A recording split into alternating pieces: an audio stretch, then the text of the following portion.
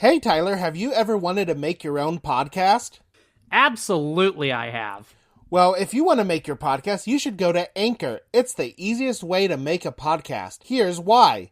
For one, it's free to use, no monthly fees. There's creation tools that allow you to record and edit your podcast right from your phone or computer, so you don't need any of that special equipment. Anchor will distribute your podcast for you so it can be heard on Spotify, Apple Podcasts, and many more. You can make money from your podcast with no minimum listenership, and it's everything you need to make a podcast in one place. If Jeff and I can make a podcast using Anchor, literally anybody can. So, download the free Anchor app or go to anchor.fm to get started. The following podcast is a member of the Pokecasters Network. Pokecasters Network, supporting Pokemon content creators, their shows, and the community of Pokemon fans. To find out more, check out PokecastersNetwork.com or find us on Twitter and Facebook.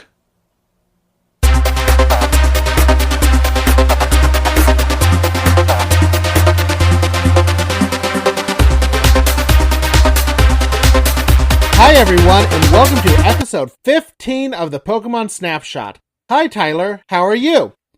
Oh, I'm doing pretty fantastic, Jeff, because I've got 3 weeks off of work for the holidays this year. Lucky you. I still have to work next week, but I get the whole week of Christmas off, which is amazing. I need to get caught up on all of my shows and video games I want to play, but as usual, I'll probably go back and just play the same old stuff and watch the same old stuff. Oh, I know how that goes. It's a vicious cycle of wanting to start new things and just keep on doing the same stuff over and over. Like not exercising for me. True. There are too many video games. That is absolutely true. Alright, and let's get into some information before we get started. Remember, you can join the Pokecasters Network on December 19th on Twitch from 10 a.m. to 1 a.m. Eastern Time. And they will be hosting a charity event for the Pittsburgh Children's Hospital. And here is the Pokemon Go FM host to tell us more. What's up, everybody? It's your boy Bagel Noob. I'm the host of Pokemon Go FM and the vice president of the Pokecasters Network. Now, I wanted to reach out to everybody to let you guys know about our upcoming charity event on Saturday, December 19th, that'll be hosted all day on our Twitch channel. This event is one that we're going to call our Charity Tabletop Extravaganza, and it's an all-day event starting at 10 a.m. Eastern, going into Sunday, the 20th. This charity event will star many of your favorite Pokemon and tabletop podcasters as a cast of Pokemon trainers, announcers, and judges at a world tournament hosted in Pokemon Black 2 and Pokemon White 2's Driftvale City. Our story will open on the top 8 as some of the world's toughest trainers compete to be the world champion. The trainers will not only have to face each other, but some very mysterious foes. So you, the fans and listeners, have the chance to influence the game. Now, you can do that in several different ways. You can do it by donating to give your favorite trainers advantage on their roles. You can do it by donating to help change the field in which the trainers are battling, much like in anime or Super Smash Bros. You can even donate to help trigger random events. In addition to using your donations to impact the game and story, you can also win tons of prizes. We have a lot of prizes for you guys. We have several $100s worth of Pokemon merchandise, including a plethora of really amazing merch from our sponsor, Giraffe Dice, who you can find on Facebook. Now, the best part of all of this is that all the proceeds go to helping sick children. So you can purchase raffle tickets and prizes, even if you cannot attend, and win some really great merch while doing good. So come, join us throughout the day. Bring your friends, bring some snacks, and bring your beverage of choice. Help us make a difference this holiday season and end this crummy year on a high note. And once the event is done, we'll upload the audio to our new Pokecasters Network podcast feed, where you can not only find your favorite shows, but additional content from our charity events and community events. You can find the feed on Apple Podcasts, Spreaker, and Spotify, and coming soon, we'll have it on iHeartRadio, Google Podcasts, and Amazon Podcasts. For more information, you can check out Pokecasters Network on Twitter, Facebook, PokecastersNetwork.com, or in our Discord channel. Thank you, everyone, and we hope to see you there. So, if you want to watch this, please tune into Twitch, and I'm going to try to jump into the chat and see how it's going. And you should join as well. Remember, they are sponsored by Giraffe Dice, which make these awesome Pokemon-themed polyhedral dice.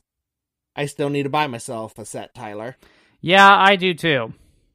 All right, and some other news before we get into our typical stuff. Jeff, was on the Up and Comer podcast hosted by Josh Biddick. So if you want to hear about my history with content creation and where I got started before doing this podcast, please give him a listen and maybe find some other content creators you may be interested in listening to. Yeah, I thought he did a great job. It's actually a show I might have to tune into. But I will say this. I listened to Jeff's interview, and I just want to throw out there that if you listen to the interview, you're going to hear a part where he says that I'm the eye candy of the show, and then goes on to say something to the effect of, good thing this is an audio-only show. And Jeff, I just want to go on the record and say that hurt. I'm sorry, Tyler. Do you forgive me? I will when you start paying me. All right, and if you want to get in contact with us, make sure to go to Twitter and tweet at us at Pokemon Snapshot, or send us an email at thepokemonsnapshot@gmail.com. But that's about it, Tyler, so are we ready to get into the episode? Oh yeah, I'm ready to get into this bad boy.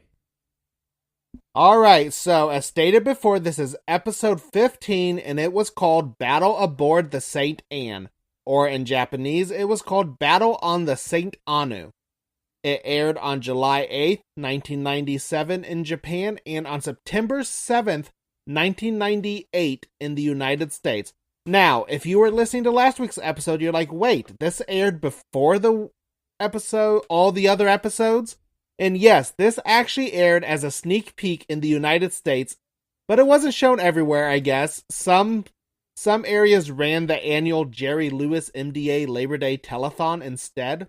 Interesting fact. Tyler, you remember when telethons were a thing? I think aren't they still a thing? I guess I haven't seen one in years. Yeah, I guess we call them charity streams now. Ah, yes. So the old people version of a charity stream, aka us. Yeah, so. But I thought that was interesting. Could you imagine this being your first episode you see of the Pokemon anime? This is before the games came out. You may have seen stuff in like Nintendo Power or something like that. But this is the first episode that you would see. And then it did originally air in chronological order. It aired on September 27th, 1998. All right, Tyler, let's get into the episode. We begin our episode with Ash and his party walking across a bridge in a tropical-looking city. It actually gave me some Miami vibes a little bit, but without all the Cuban stuff. They come upon a large cruise ship, and the narrator says, has Ash's ship finally come in, or will he be cruising for a bruisin'? I did an audible groan at this pun. It was so bad. It really was bad, and it was so obvious. I knew for a fact that something to that effect was going to be said, and they did not let me down in a bad way. Ash and the party marvel at the ship and talk about how they would like to cross the ocean on a ship like that. Brock marvels at all the Pokemon that they could catch if they did, and Misty dreams of sunbathing on the deck and relaxing. And Misty, I just gotta throw this out there. Misty, you're very fair complected. You are a redhead, so I really hope that if you are in fact planning on sunbathing on a ship for a long period of time, that you're getting some sunblock on. Okay, some really, really strong, powerful sunblock, and limiting your skin exposure, because skin cancer is no joke, kids. Yeah, and Misty's fantasy was actually cut out from the Hindi dub, probably due to her being in a bikini. They didn't like, that showing 10-year-old girls in bikinis. Understandable. Also, an interesting fact, the Saint Anne is the name of the original ship in the Japanese version. Because, do you remember, Tyler, in Pokemon Red and Blue over here, it was not called the Saint Anne. Yeah, I couldn't remember the name, but I just remembered the ship part. Yeah, it was called the SS Anne, and my guess is that the dubbers never played the game, so they were just going straight off of what they saw in the anime from the Japanese version. Okay, interesting. Brock then rains on everyone's parade, as he is wanting to do, by saying that they could never afford a cruise like that. This kills the mood, and everyone gets sad and begins to walk away.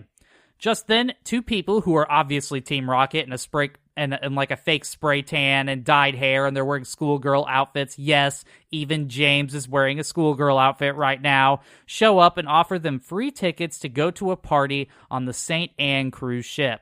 Jesse explains that the party is for Pokemon trainers only, and sell it up as being this, like, big radical party. You know, those were her exact words. She's like, this is radical! And Ash whispers to Misty, do you know anybody who says radical anymore? And Misty nods that she does not. Jesse then hands them the tickets, and Brock says that they don't have the money to pay for the tickets. Really, Brock? Really? She already said they were free. It was one of the first things that she said. Brock, so far this episode, has continued to be a bit slow to the uptake. He probably thought that they were just making sure it wasn't a scam because, you know, have you ever gotten those calls? Like, there's that one call where you answer your phone and it goes, "Prong Kong, this is your captain speaking." Have you ever gotten that call, Tyler? I have never in my life heard of a call like that. What are you talking about? It's like a spam call, and it starts off that way. They try to give away free cruise ship tickets, but they instead, once you say, "Oh yeah, I'll take that," they're like, "Well, you need, the taxes. You just have to pay the taxes." It's a scam. So he was just probably making sure something like that was going on. And I was wondering how Team Rocket afforded the tickets anyway, if Ash and company could not. But it kind of is explained later on. Also, when you mentioned James dressed as a schoolgirl, in a couple episodes, it gets way worse. Just saying. Oh, I'm sure it does. I mean, this wasn't particularly bad, just a bit odd. Like, why did he have to dress like a schoolgirl? It didn't really seem to make any sense given what they were, attempting to do. But, and I also want to throw out there, Jeff, that I completely disagree with you on your assessment of the situation. Brock was just slow to the uptake here. There's a big difference between someone calling and, like, offering you free stuff or saying you want $1 million and someone physically coming up to you and handing you tickets and saying, here's some free tickets to the ship. Like, that's a big difference and a lot less scammy, in my opinion. Jesse again explains that the tickets are free. So after Brock says, but are these tickets free? She goes, yes, they are free.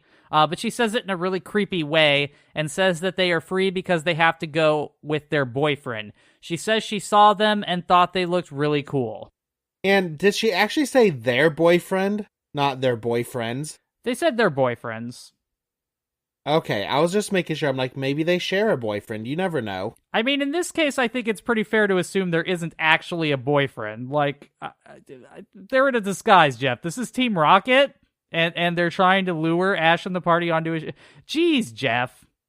You're like channeling your inner Brock in this episode. You gotta pull it together. This is gonna be a long one. Holy cow. They then hand the tickets, so Team Rocket hands over the tickets, and then they run away. Ash takes the tickets without question, which is definitely a very Ash thing to do. I would be, I would think, oh, free tickets, this is awesome, but at the same time, it'd be like this whole thing was really weird. Like these two schoolgirls that are just huge, because obviously they're twice the size of them, just come up and give me these tickets. Whatever, I guess I'm going on a cruise. Ash and the party begin walking towards the docks, and Ash wonders which ship is the St. Anne. They find the ship because they were standing directly in front of it. It is a massive ship. And they begin to marvel at how cool it looks. Team Rocket watches from the bushes, and Jesse says they finally got them. James then says in his stereotypical girl voice, "Don't I make the coolest girl?" And Jesse hits him with a sledgehammer and tells him to stop acting like an ignoramus. And yet again, I'm surprised at some of the content that was left in for American audiences and content that was left out.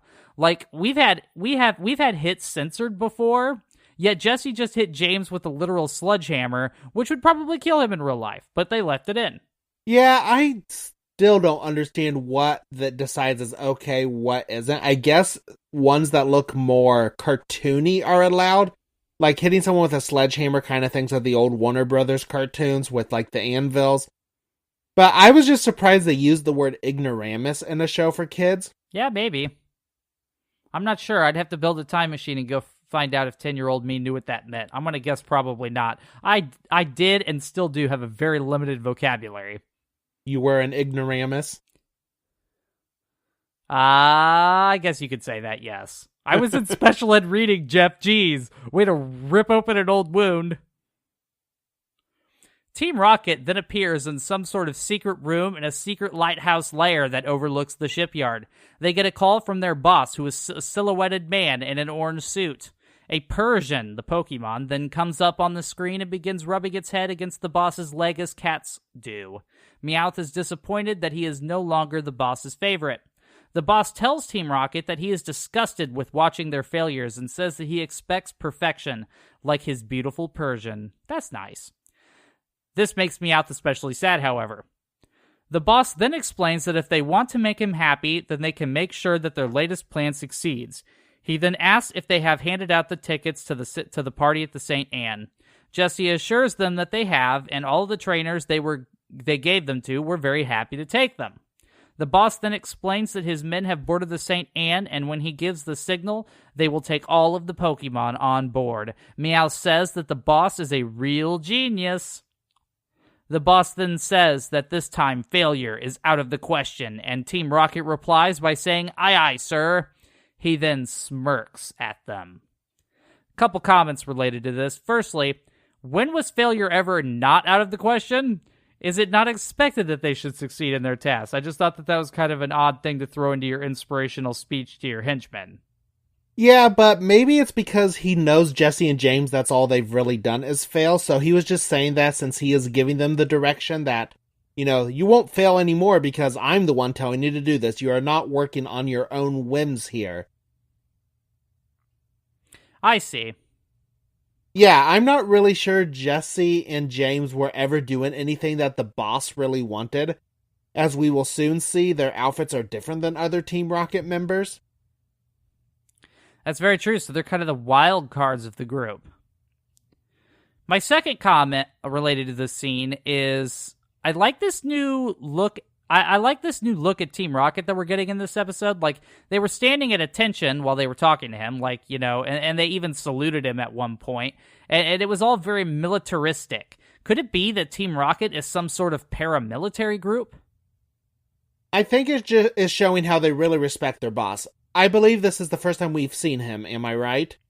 Yes, it is. Like, all we've ever really heard of is them, we've got to get Pikachu for the boss. And that's all that we've really seen. And he hasn't even been given a name yet, and because I get yelled at for spoilers, I won't mention it here, but we will learn his name eventually. Okay. Do you know his name, Tyler? I don't remember it, no. Okay, so I won't spoil it for you.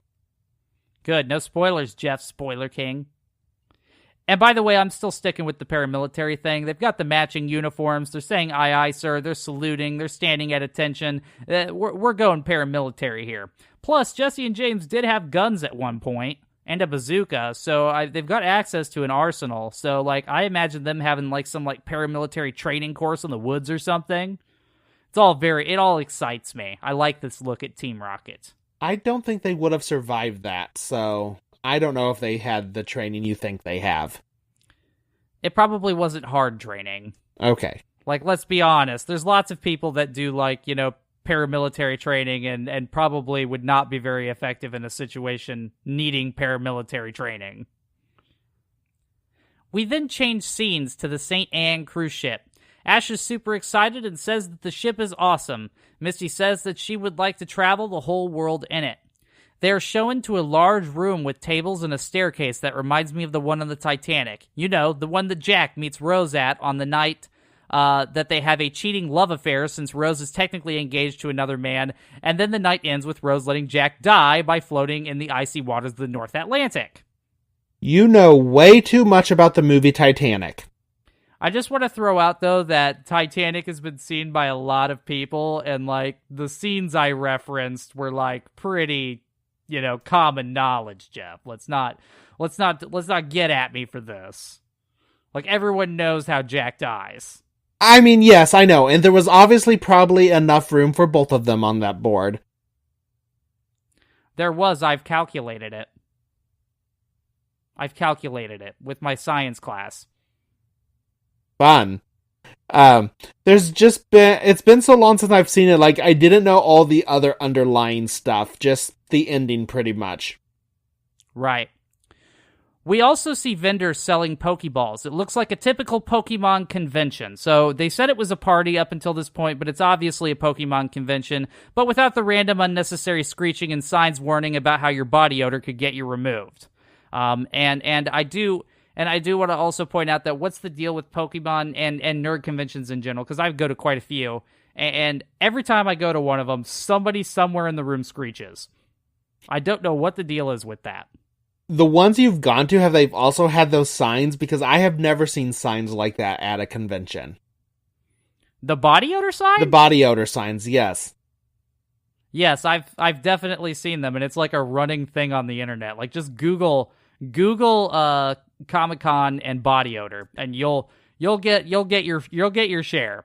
Like, it's usually in the rules. We see two guys comparing their Charmanders, and another guy walks up with a Squirtle and tells them to look at how hard its shell is. Ash commented from afar that his Charmander is much better than theirs. And this whole scene shows why I hate rich, snooty people.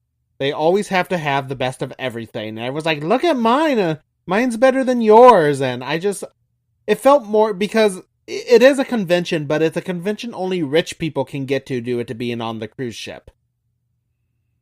Except in this case, everybody there got a free ticket.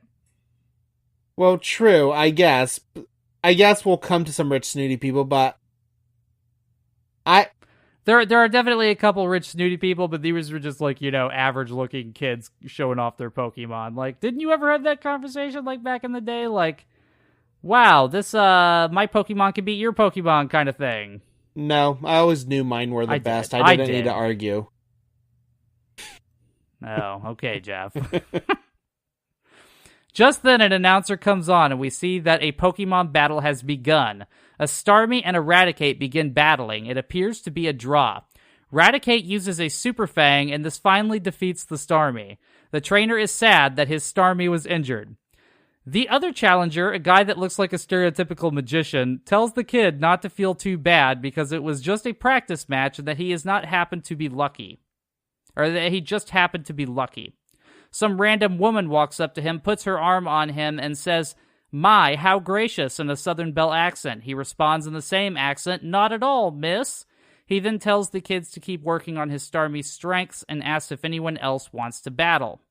And at a point, I'm not entirely sure if this woman who walked up is like his wife or his girlfriend or whatever, because in this scene, I got the opinion that he did not previously know her, and she was just like, I dig your Pokemon battling skills, and she like comes up and immediately falls for him. But then later on in the episode, it does seem that they're more established than that, so I have no idea. I guess it doesn't matter, but it was something that I noticed. Ash gets excited and asks the man if he wants to battle his Butterfree. The man agrees. Yeah, and in the dub he goes, "I can't wait," and he has fire in his eyes, which makes more sense in the Japanese original because he actually said, "I'm all fired up," which I don't know why they had to change that because it made sense in this context. That's probably true. Yeah, I have no idea. Just then, we flash over to Jesse and James walking into the room dressed as servers and carrying a tray of drinks. James says, "My, this place is packed," and Jesse says, "Yes, and packed with Pokemon." James comments that soon the Pokemon will be all theirs. Going back off of our previous discussion, what do you think is the reason that they do not wear the traditional Team Rocket outfits? Maybe they don't feel that the color palette looks good on them. Yeah, that could be, but my thought was maybe the boss doesn't want them to ruin the name of Team Rocket, so he gave them separate outfits. Possibly. He should probably talk to them about constantly saying that they're Team Rocket and doing the Team Rocket poem thing that they do every single episode. Yeah, it's kind of like my job. You can get in big trouble if you say you're board certified and you're actually not. Right. At this point, the battle between Ash and the magician dude begins, and I call him the magician dude because he kind of looks like an old school magician. They're probably going for like snooty rich guy with a top hat type look, but the dude looks like a magician, so I'm just going to roll with that.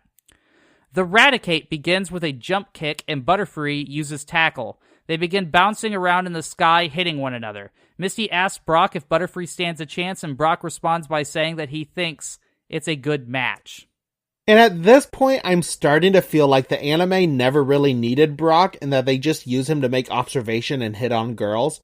If you look at it, Ash and Misty have like kind of, you know, they love each other and hate each other at the same time, and Brock is just like, cool, yeah, this is it. He's like only there so we have someone who knows what they're going on, but isn't really that fleshed out of a character. That's probably true. I don't know. Hopefully he'll get his chance in later episodes. Just then, Raticate uses a Fang attack and it misses Butterfree. Butterfree then uses Stun Spore and it is effective. Ash tells Butterfree to use Whirlwind, and just then the Magician comes in, picks up his Raticate and says, "That's enough, let's just call it a draw." He walks away and Ash gets upset, saying that this isn't fair because he was winning, and I actually agree with Ash on this one. He was about to win. I am really surprised that Ash did not throw a fit here. I mean, it's showing good character growth on his part. Yeah, I agree. Good for him. We then see James walking along the convention floor. A vendor calls him over and asks him to look at a Pokemon. James walks over and asks what it is. The vendor explains it is the king of all carp, a Magikarp. James asks if he should eat it, and without answering, the vendor hands over the Pokemon and asks James to see how healthy it is. The vendor then explains that this Pokemon is a gold mine because it can lay 1,000 eggs at one time. The vendor explains that each of these eggs will hatch more Magikarp, who will each lay 1,000 more eggs. Eventually, he will have 1 billion Pokemon. James seems impressed, and the vendor explains that he can sell each one of these for $100, and in 3 generations, he will have billions of dollars. This, of course, really excites James. He falls right for the sales pitch, and the vendor offers to sell him an entire set of educational materials and the Magikarp for $300. James happily agrees and pays the man. Yeah, and this was a reference to the games where you can buy a Magikarp for 500 Pokédollars. I believe it is right before Mount Moon. It's pretty early in the game. I just always thought Magikarp was frustrating because you had to train them up, and it was kind of the age-old story of the weak Pokemon turned into the huge dragon when it turned into Gyarados. But you got a Magikarp pretty early, and you could get a Gyarados pretty early if you really tried hard. But you actually had to work for it. Now, in the most recent games, the experience share just needs you to have Magikarp in your team to gain experience, and I think that's a cop-out. I mean, I used it. I have a Gyarados in my Pokemon Sword, but definitely wasn't as hard to get a Gyarados now as it was back then. And then, after James buys his Magikarp, that's when we go into the Who's That Pokemon segment. Who's that Pokemon? Alright, and this week's Who's That Pokemon is Raticate, who in Japanese was called Rata. Here's some information about Raticate. He's number 20 in the Pokedex. His typing is normal type in his regular form, and in Alola he is dark in normal type. He's 2 foot 4 inches regularly and 2 foot 4 inches in Alola, so both of them. He's 40.8 pounds regularly and 56.2 pounds in Alola. He is known as the Mouse Pokemon, and he does not evolve. He is a final evolution. Alright, his name origin. Raticate seems to be a combination of rat and eradicate, to destroy or exterminate, or masticate, which means to chew, relating to its mouth and its teeth. His Japanese name origin. Rata is just derived from rat, simple as that. What is he based off of? The original Raticate appears to be based on a brown rat as well as a semi-aquatic rodent such as a muskrat or a koipu due to its large body and webbed feet. Its scruffy ears resemble those of a guinea pig. The Alolan Raticate appears to be based on the black rat and the Polynesian rat, an invasive species in Hawaii, which makes perfect sense because Alola is based off of Hawaii. It is also reminiscent of a stereotypical crime boss due to its gluttonous behavior ability to command groups of Rattata to steal in hostile relationship with the detective-inspired Gumshoes. Raticate's biology. Raticate is a large rodent-like Pokemon, although it is often depicted on its hind legs. It is a quadruped. It is primarily tawny-colored with a cream underside. It has narrow black eyes and ears with ragged edges and dark insides and large incisors that grow constantly. There are 3 whiskers on each side of its face, which it uses to maintain balance. It has short arms with 3-fingered hands and webbed feet with 3 toes. The webbing on its feet allow it to swim. Its tail is long and scaly. A female will have shorter whiskers and lighter fur. In Alola, Raticate has become heavier and darker due to its urban environment and higher calorie diet. Its fur is mostly black with brown leaf-shaped patch on its belly and brown inside its ears. Its hands, feet, cheeks, and tails are whitish cream color, and its hands are much smaller. It has large puffy cheeks with 4 whiskers under its chin and 2 sprouting sideways from the top of each cheek. Its large incisors are still visible, but its eyes are now red. This variant uses its nest as a food stockpile and generally prefers to have the Alolan Rattata it commands to go out and forage for food while it remains in its nest and eats. It is selective in what it eats, however, only fresh, high-quality foods such as fruits. Rumor has it that a certain high-class restaurant even exploits this selectivity, bringing Raticate along to buy ingredients and letting it taste test new dishes. That sounds gross, bringing a rat along to do your grocery shopping. Yeah, that would be disgusting. Alright, some Pokédex entries on Raticate. Red and Blue states, it uses its whiskers to maintain its balance. It apparently slows down if they are cut off. Yellow, Pokédex states, its hind feet are webbed. They act as flippers so it can swim in rivers and hunt for prey. Pokemon Gold says it gnaws on anything with its tough fangs. It can even topple concrete buildings by gnawing on them. Which is kind of scary if you think about it. Like, rats are typically city dwellers, then you have these Raticates that can just destroy buildings.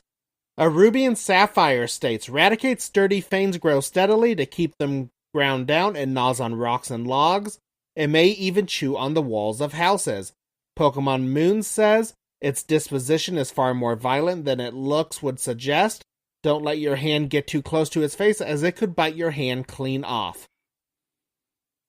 And my question is, who doesn't think Eradicate looks vicious? They look terrifying. Yeah, that'd be a terrifying Pokemon to roll into in a dark alleyway. Yeah. And then a couple Pokédex entries about its Alolan form. Pokemon Sun says it forms a group of Rattata, which it assumes command of. Each group has its own territory, and disputes over food happens often. In Pokemon Moon, Alolan form says, this gourmet Pokemon is particular about the taste and freshness of its food. Restaurants where Raticate live have a good reputation. So kind of the opposite of other restaurants when you see a rat in a restaurant. Alright, and that's the Who's That Pokemon segment. Who's that Pokemon? After the break where we have the Who's That Pokemon, we come back and flash over to a table where the party is eating a ton of food. Just then, the magician fancy guy with the top hat comes over with the same girl from before, and Brock is mesmerized. The magician compliments Ash on his Butterfree and asks Ash what he thought of the Raticate. Ash says it looks great and put up a tough fight. The magician offers to trade Ash for his Butterfree and then has to explain to Ash that Pokemon trading is common because apparently Ash somehow did not know this. So, I feel like trading is a huge part of Pokemon, but he doesn't know about this yet, apparently. He explains that trading and making new friends is one of the best parts of having Pokemon. It allows friendships to spread all over the world. At the same time, Brock says to the lady that came up as well that he wants to be friends with her. So Brock is badly trying to hit on this guy's wife or girlfriend or whoever that came up to the table. And of course he says this in a creepy way while blushing. He's like, oh, I want to be friends with you. Calm down, Brock. Go take a cold shower. Ash asks Brock if he should trade, and Brock, still mesmerized by the beautiful woman, says that he should definitely trade. Ash agrees to trade, and they go over some weird trading machine, where they place their Pokeballs down and push a button, and this swaps the Pokeballs, completing the trade. Ash doesn't seem too entirely impressed with this trade. And I just want to take a moment to throw out, now that they've traded and Ash doesn't seem too thrilled with it, I really hope that Ash doesn't turn into being one of those, annoying kids that is always trying to trade everything back. Those kids really irritated me back in the day. No takesy backsies, people. in Ash's defense, the guy was obviously conning him. Like, he was, like, trying to guilt Ash into giving him his Butterfree. And who would trade a Butterfree for Eradicate? That seems like a stupid move. I would do that because I don't like Raticates. Yes, from the guy's point of view, but would you give him a Butterfree for Eradicate? I don't know. Yeah, and that machine I also thought was interesting. Why do they have to use that machine? Why can't they just give each other's Pokeball? Do you think it, like, changes the psyche of the Pokemon so it knows who it has to follow now? Probably. I have no idea. I didn't look into it that deep. It's probably just a way to make it more official. Maybe. We then flash over to James being called an idiot by Jessie and Meowth for spending $300 on a Magikarp and some training materials. Meowth scratches it, and Jessie explains that Magikarp is a no-talent Pokemon that just flops around. He asks him how he expects to sell all those Magikarp. Yeah, the guy also told James it was in a solid gold Pokeball, and that's why Meowth scratches the Pokeball, because he scratches it to show that it was only gold-plated. Right. She then asks where he got the money, and he sheepishly explains that the advance on his salary wasn't enough to cover it, so he gave her money away as well. Jessie promptly kicks him in the mouth, and one of his teeth flies out. She tells him that he is getting her money back. Honestly, I don't understand how James fell for this. I thought they were more informed about the world of Pokemon than Ash. They seem to like to be, even though they were the bad guys, they kind of had it all together. I'm, like, speechless right now. Are you saying that prior to this, in your opinion, Team Rocket had their stuff together? Okay, they didn't have their stuff together, but their Pokemon knowledge was always there. Okay. Yeah, we're just gonna have to agree to disagree on that one. Like, this is totally within character for James, in my opinion. Guess, James, I guess I'm thinking they always have the knowledge when Meowth is with them. These people literally regularly set traps and fall into their own traps, okay? Like, let's not give them too much credit here. Like, holy cow. We then change scenes to see Ash leaning over the side of the ship, looking at the water and feeling sad.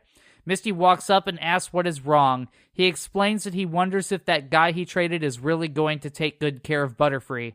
He says that he doesn't even know the guy and has no idea if he will take care of it the way he did. Well, Ash, I certainly hope that he takes better care of it than you have thus far.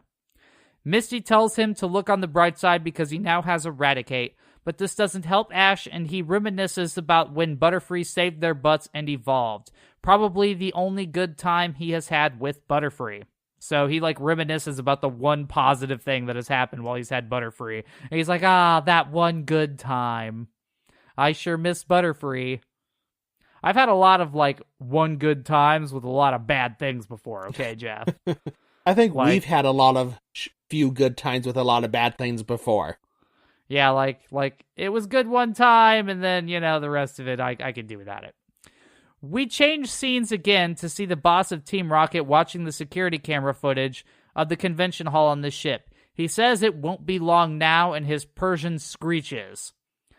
As he does this, all the doors swing shut in the convention hall, and Team Rocket commandos all come out of disguise. This shocks the crowd of people. We also see James limping around saying, "Hey, hombre, I want my money back." He appears to have some sort of concussion after getting kicked in the head by Jessie. Jessie then grabs him and asks him if he is crazy. She says that they have work to do, because obviously the plan's going down at this point. They then begin to do the little poem intro, but James isn't super into it as normal. They announce that Team Rocket will take possession of all the Pokemon on the ship, and all of the agents begin to suck up people's Pokeballs with a vacuum. So, like, all these, like, commando agents come down, and they have these vacuums, and they just start sucking people's Pokeballs up with it. One of the commandos walks up to Ash and tells him to give up his Pokemon, but Pikachu shocks him and knocks him to the ground. Ash then says, if you are going to try to rob our Pokemon, then we might as well make it a battle. The crowd agrees with him. Everyone starts throwing out their Pokeballs as Team Rocket continues to suck up the other Pokeballs with the vacuums. Jessie yells, "Yeah, suck them up, suck them up!" Over and over again she says this, as she is sucking Pokeballs up with a vacuum. I don't know if Team Rocket expected this, but if you attack a group of Pokemon trainers, you should expect to be attacked. I just feel like this plan was not all the way thought through, even though it was from the higher-ups. Yeah, I don't give Team Rocket any credit ever on anything, so I wasn't too surprised by this, but yes, they definitely should have expected some resistance. I mean, for all they know, apparently there's guns in this world. Like, how do they know somebody didn't have, like, some gun and whip it out? And we're like, bam, James is dead now. Like, you don't know. The magician throws out a Squirtle, and Brock says, we've got to fight them together, but doesn't actually throw out a Pokemon himself. Ash tells Pikachu to go, and a bunch of other Pikachu jump down, forming a Pikachu pyramid, like a cheerleader pyramid, but with Pikachu. They begin to Electroblast Team Rocket. And as this happens, Ash throws out Charmander, and the same thing happens. We now have a Charmander pyramid, and they begin to Fire Blast Team Rocket. At this point, Brock decides that it's probably pertinent to help, and he throws out his Geodude. You can guess it. A whole bunch of other Geodude come out, they grab hands and form a circle and begin spinning around, knocking away a bunch of Team Rocket commandos. A Bulbasaur pyramid, holy cow, this is getting exhausting with all the pyramids. A Bulbasaur pyramid then shows up, and they begin to vine whipping them. Overall, Team Rocket is getting beaten pretty good. And we've got more pyramids than a national cheerleading competition at this point. Like, there's just pyramids, people forming pyramids all over this ship, and they're blasting people. It's kind of a weird time. Butterfrees are also then seen flying around, and they are stun-sporing Team Rocket, and Ash then says, now it's my turn, which makes no sense because he's already had several turns, but whatever. He yells, go Butterfree, as he throws a Pokeball, but it is a Raticate. Ash is surprised, and Misty reminds them that he traded Butterfree. He then gets sad and reminisces once again of the one good time that he had with Butterfree, the time that Butterfree evolved. He must have really hated Metapod if that's the one thing, is the time he got rid of Metapod and it became a Butterfree. I mean, when the rest of your time with a Pokemon is just spent being lost in the woods and probably starving and losing battles and things like that, you kind of cling on to the one good thing. And this is that one good thing, I guess. It was pretty cool how they saved the day when that happened, don't get me wrong, but yeah, he's definitely clinging on to that one moment. Ash then says that he raised Butterfree all by himself and that he wants to get it back. So Ash is definitely the annoying tradesy backsy kid after all. I should have predicted this. Yeah, I always hated those kids. Though I did really like this scene when all the Pokemon are fighting Team Rocket. It was just a fun, action-packed battle that... It was just fun to watch the whole scene play out. It was a cool scene. Too many pyramids. That's my criticism of it. The pyramid thing was a bit much. Maybe like 1 or 2 pyramids, but seriously, they had 4 pyramids going, and they had to like specially set up each one. It's like, all right, let's move it along with the pyramids here, Pokemon. It was probably easy for the animators to do it that way, is my guess. Probably. There had to be a reason. But yeah, the tradesy backsy kids, they drove me nuts. There was a big tradesy backsy kid at my school. His name was Seth. And Seth, if you traded with him, he'd always want to trade you back. And if you told him no, he'd get his mom involved. And then the mom would call the school. Do you know how many times I had to go down to the principal's office because I wouldn't trade Seth back? And he tattled on his mom to me, and then she called the school. That happened multiple times. Yes, I'm still salty about it. I'm a 32-year-old man with an adult job, and I'm still upset that I had to trade my Pokemon card back to Seth. Seth, wherever you are, I hope that you've gotten over those childish things. Please leave us a review on Apple Podcasts, Seth, if you're listening. He might be. Just then, another Team Rocket member shows up and asks him to hand over his Pokemon. Ash throws out Pidgeotto. Pidgeotto groups up with a bunch of others, and they use a powerful gust that blows a bunch of Team Rocket out of the ship. Pikachu forms another Pikachu pyramid and uses Thunderbolt. This appears to blast the remaining Team Rocket members out of the ship, and everyone begins to cheer. Ash says that they should all be proud of their Pokemon and says that they all taught Team Rocket a lesson they will never forget. At this point, we see Jessie, James, and Meowth crawling down the hallway of the ship in pain, but a huge wave hits the ship from a storm that has started brewing outside, and this knocks James's Magikarp Pokeball out of his hand. It rolls down the hall, and James begins chasing it. Jessie and Meowth take off after him.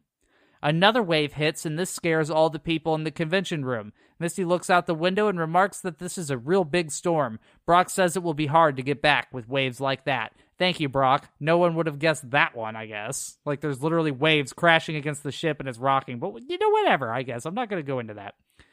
Misty then says, "Hey, where is Ash?" and looks over to see Ash and the magician dude standing by the trading machine. The magician is asking Ash if he really wants to go back on their trade. Ash says that it is the first Pokemon he ever captured and asked if he can have it back. The fancy magician guy reluctantly trades him back, saying that he has no choice. At least the guy was willing to trade Ash back. He was lucky for that. I mean, he could have easily just disappeared and had a way cooler Pokemon than Eradicate. I guess. I always thought Butterfree was kind of lame, personally, but, Ash is very lucky that he allowed the trade Z-Baxies, because that's pretty much sacrilege in the Pokemon world. Like, you don't trade Z-Baxie, Seth.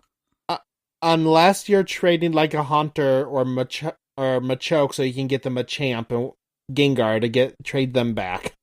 Well, yeah, when there's, obvious reasons to trade to, evolve a Pokemon. I've done that before. I'm talking, but that's agreed upon in the beginning. Yes. You're going to be trading it back. When you think you're the proud new owner of a holographic Bulbasaur, and then Seth tells his mom on you, and you get called in and are forced to give up your Pokemon card, that's what I'm talking about here, those tradesy Baxy kids. Forget you, Seth. But I do hope you're okay these days. It's a wild world out there. Anyway, we then see the captain of the ship hanging on for dear life as the ship rocks. He is clearly afraid, but says it is okay because the ship is unsinkable.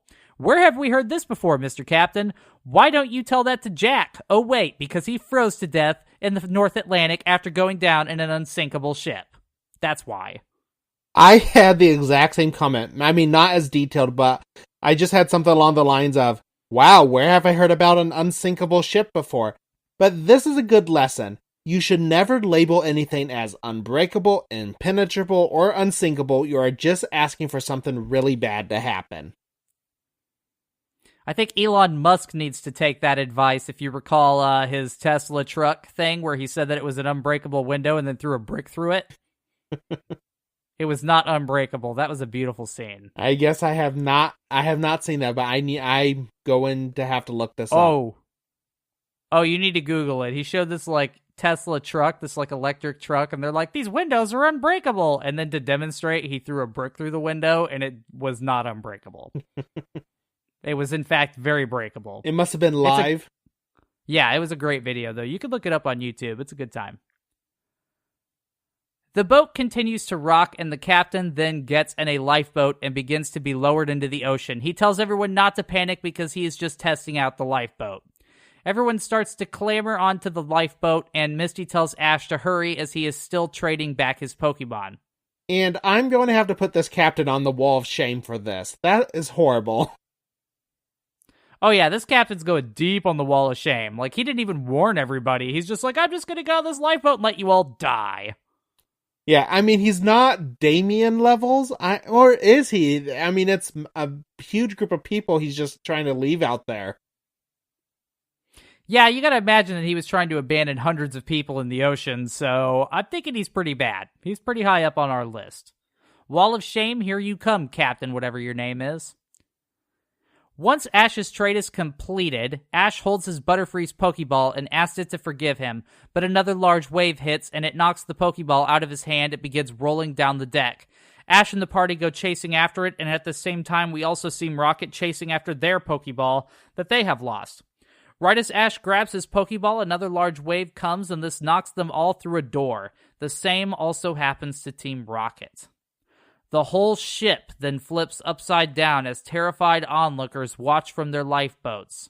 Wow, Jeff, they really could have used their skills. They really could have used your skills in this situation. They got a sinking boat, they're on these lifeboats, but oh wait, this water was probably more than 3 feet deep. I was certified in up to 6 feet of water, thank you very much. Was it 6 feet? I thought it was... Nope, it was 6 feet. It might have been 5. It was whatever they count as the shallow end of a pool. Okay, so they're not in the shallow end of the pool, so they probably wouldn't have been able to use you. They're in the ocean. That's not Jeff territory. Jeff territory is water you can stand up in. I'm sorry, Jeff. I just have to rib you for that. Jeff did save me from drowning one time. I mean, kind of. He gives himself more credit than it's worth, but I still have to make fun of him for it. By saving Tyler from drowning means Tyler was drifting away from the side of the pool on the deep end, and it was like one of those Olympic lane pools. I don't know if I don't think it was Olympic sized, but it went like 10 feet deep. Yeah, it was very deep, and I couldn't swim. That's why we were there. We were learning how to swim. And I don't think it's helped. I still am not a great swimmer. Yeah, me neither. But anyway, I started to float away, and Jeff grabbed me. He's like, never let go. And unlike Rose, he never let go. I'm more reliable than Rose. I mean, everybody's more reliable than Rose. Jesus, she let Jack float to the bottom of the ocean after freezing to death. All right, I need to get off the Titanic thing in this episode. It was obvious that it had to happen, but I feel like I've gone too far with it. I mean, Tyler, at least there was room for both of us on the side of the pool. That's true. There was room for both of us. The captain then stands up and asks anyone who couldn't leave the ship safely to say aye. He is satisfied when nobody does. Again, wall of shame. We then hear the narrator explaining that not everyone is safe because Team Rocket and Ash and his party are all unconscious on the St. Anne as it is sinking. The narrator wonders if this is the end, and then says that he has a terrible sinking feeling as we see the ship sinking upside down underwater. This is not a time for jokes, Mr. Narrator. Yeah, Mr. Narrator, read the room. Like, we've got unconscious people going down in this ship, and who knows, there could be more people than just them on there. How do we know somebody isn't already dead in one of the lower decks or something? They don't know that. This is not a time for jokes. To be continued, after this bad pun, comes across the screen, and we have just experienced, I think it's our first cliffhanger of the series. Yeah, I mean, you could count other episodes as cliffhangers because it's like you see the city and then it says to be continued or whatever. But this is like where one episode clearly comes next. You know, you're going to start with Ash and company and Team Rocket down in the ship. Obviously, I hope it's not too much of spoilers. They survive because they have over 1,000 episodes later. Jeff Walker. How do we know that they survive? Like, and there just wasn't new characters or something. I didn't know that. Wow, you just spoiled everything for me. What are you doing? But yeah, again, another really fun episode. I really enjoyed it this episode and the next two are part of my, three favorite arcs. My favorite 3-episode arc in the anime that I can remember. Yeah, both the last 2 episodes have been really great so far. It was nice after that, period of time where I'm like, wow, there's a lot of bad filler going on here. Yeah, and it'll be fun to see what happens to Ash and company down in that ship.